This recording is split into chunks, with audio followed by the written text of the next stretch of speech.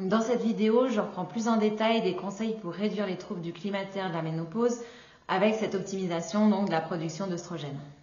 Dans la vidéo sur les profils de femmes ménopausées, je vous expliquais qu'il fallait optimiser la production d'œstrogènes. Donc là, je vais vous donner vraiment ces conseils pour l'optimiser et donc réduire tout ce qu'on appelle les troubles du climatéaire. Je vais me concentrer donc sur le cas des femmes qui rencontrent des troubles comme bouffées de chaleur, ballonnement, troubles de l'humeur, sécheresse vaginale ou baisse de la libido par exemple. Marie Bourrel, nutrithérapeute et relaxologue spécialisée dans la santé des femmes, et sur mes réseaux sociaux, je partage mes éclairages et conseils sur toutes les questions liées à la santé féminine. Je vous invite à rejoindre ma communauté si cette thématique vous passionne autant que moi. Donc, je vais vous faire un petit rappel de la vidéo précédente sur la ménopause avec le rôle des œstrogènes. Donc, les œstrogènes permettent de maintenir une bonne sensibilité à l'insuline et d'éviter ainsi une prise de poids, surtout autour du ventre. Ils vont permettre de maintenir les tissus hydratés. Donc, quand on a une pénurie, on peut avoir une peau sèche qui perd de la fermeté, une sécheresse vaginale et également donc, un peu toutes les muqueuses qui peuvent être impactées. Elles vont aussi stimuler la production de dopamine. Donc, quand les œstrogènes baissent, on peut avoir une baisse de la motivation, de la concentration ou de la libido. Et ça peut aussi entraîner une baisse de la densité osseuse, donc ce qu'on appelle l'ostéoporose.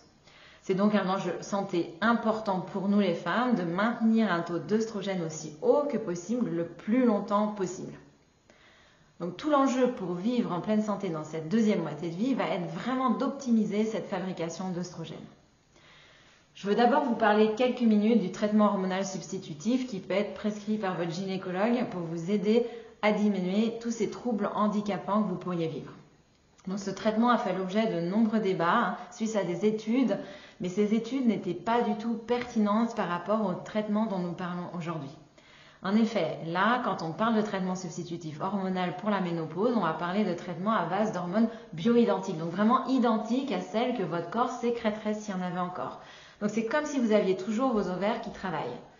Donc ce n'est pas du tout des hormones synthétiques comme dans le cas d'une pilule par exemple. Donc il ne faut pas en avoir peur et vous pouvez discuter avec votre gynécologue pour identifier si vous avez un profil pour prendre ce traitement. Maintenant je vais vous expliquer comment réduire ces symptômes vraiment handicapants avec un protocole naturel, donc sans traitement substitutif hormonal. Je vais commencer par l'alimentation. En alimentation, il va falloir privilégier une alimentation à un indice glycémique bas. Ça veut dire avec des sucres complets, parce que les sucres rapides vont vraiment perturber cette synthèse. Il va falloir aussi avoir des fibres, des protéines et des bonnes graisses. C'est très important les protéines parce qu'on a tendance à réduire sa consommation de protéines. Or, si on réduit sa consommation de protéines, on va aussi réduire sa masse musculaire et on va réduire son métabolisme au repos. Donc, c'est vraiment important de maintenir cette masse musculaire et d'apporter assez de protéines pour le fonctionnement. Sinon, qu'est-ce qui va se passer? Votre masse musculaire va fondre et elle va être automatiquement transformée en gras autour du ventre. Elles sont aussi importantes les protéines parce qu'elles vont vous apporter de la satiété. Et donc sinon, vous allez essayer de combler cette faim avec des féculents. Il va falloir aussi éviter une inflammation qui exacerbe les troubles de la ménopause. Donc il faudra soigner votre microbiote en nourrissant correctement vos bactéries qui sont vraiment bénéfiques. Donc pour ça, il va falloir vraiment penser à remplir vos assiettes à moitié de légumes de saison, plutôt bio et locaux. Et puis si vous aimez les aliments fermentés comme choucroute, boissons fermentées, kéfir, kombucha, alors surtout, vous ne privez pas, ça va vraiment aider à éviter cette inflammation. Donc vous allez me dire, oui mais ces conseils, c'est des conseils santé qui ne sont pas du tout spécifiques à la ménopause. Oui c'est vrai, donc c'est pour ça que je vais aussi vous parler des super aliments de la ménopause. Donc, tout d'abord, il y a les phytoœstrogènes, donc ça va être vraiment des aliments qui vont mimer les œstrogènes pour réduire des symptômes comme les bouffées de chaleur. Donc vous allez avoir les graines de lin notamment et le soja. Il y a aussi des plantes comme le houblon, la sauge sclarée ou lactée à grappes noires qui sont efficaces parce qu'elles ont cet effet un peu oestrogénique. Donc vous pouvez les utiliser en phytothérapie. Par contre, il faut faire attention, il ne faut pas faire ça sans une recommandation d'un thérapeute. Après, ça va être important aussi d'apporter assez d'oméga 3. Donc les oméga 3, vous les trouvez dans les poissons gras, dans l'huile de colza ou dans l'huile de lin. Et ça va aussi réduire l'inflammation, améliorer la santé cardiovasculaire. Donc on a souvent du mal à en apporter assez dans l'alimentation, aussi parce que notre organisme vieillit et puis les réactions enzymatiques pour arriver à la fin à ce que les oméga 3 soient bénéfiques se font pas aussi bien que quand on avait 20 ans. Donc du coup, on va aller souvent prendre une complémentation. Autre point, donc notamment pour la densité osseuse, c'est d'aller chercher des aliments riches en calcium. Et là, on va aller sur des légumes à feuilles vertes. Et il peut y avoir aussi des poissons comme les petites sardines si vous mangez les arêtes. Et également les algues qui peuvent être très riches en calcium. Il faut aussi penser que pour fixer le calcium, il faut de la vitamine D. Donc j'ai fait une vidéo là-dessus. Donc soit s'exposer au soleil, soit se complémenter parce que sous nos latitudes, il n'y en a pas assez d'une période, en tout cas d'octobre à mars.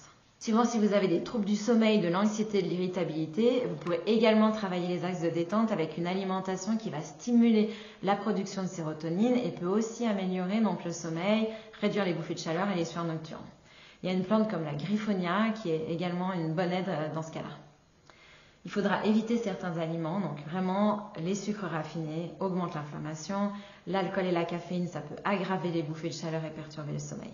Donc pensez bien à essayer d'écarter le plus possible ces aliments. Et puis après, bien vous hydrater et travailler sur votre microbiote, donc éventuellement avec des probiotiques, mais aussi apporter assez de fibres pour garder un peu cette sensibilité à l'insuline et avoir un microbiote équilibré. Enfin, un point important, évitez les perturbateurs endocriniens, donc lisez bien les étiquettes, évitez tous les aliments avec les additifs. Regardez aussi ce que contiennent vos cosmétiques, vos contenants en plastique ou les revêtements de vos ustensiles de cuisine. Il y a aussi d'autres techniques autour de l'alimentation, donc travailler sur des techniques de respiration, notamment la cohérence cardiaque pour essayer de gérer votre stress et puis vraiment aller stimuler le nerf vague. Donc ça, c'est une pratique de 5 minutes 3 fois par jour. Aussi, en termes d'activité physique, d'aller travailler sur des sports qui vont stimuler donc en cardio, mais également faire du renforcement musculaire, par exemple avec l'entraînement par intervalle ou du yoga qui va aussi aider à stimuler la croissance osseuse, enfin la masse osseuse plutôt que la croissance. On ne va pas dire qu'il y a une croissance encore à ce moment-là, et vraiment éviter d'avoir de l'ostéoporose. Voilà pour un peu une vue assez rapide des choses que vous pouvez mettre en place pour essayer de réguler cette production d'œstrogène. Donc finalement, le message c'est surtout que les troubles de la ménopause c'est pas une fatalité et on peut les surmonter avec des adaptations nutritionnelles et aussi une hygiène de vie. Vous avez un peu des clés pour comprendre et pouvoir agir de manière proactive. Donc si cette vidéo vous a aidé, pensez à vous abonner pour d'autres contenus sur la santé féminine et partagez vos expériences en commentaire. Si vous avez envie d'être accompagné, n'hésitez pas à postuler également à mon programme et je me ferai un plaisir de vous accompagner dans votre chemin.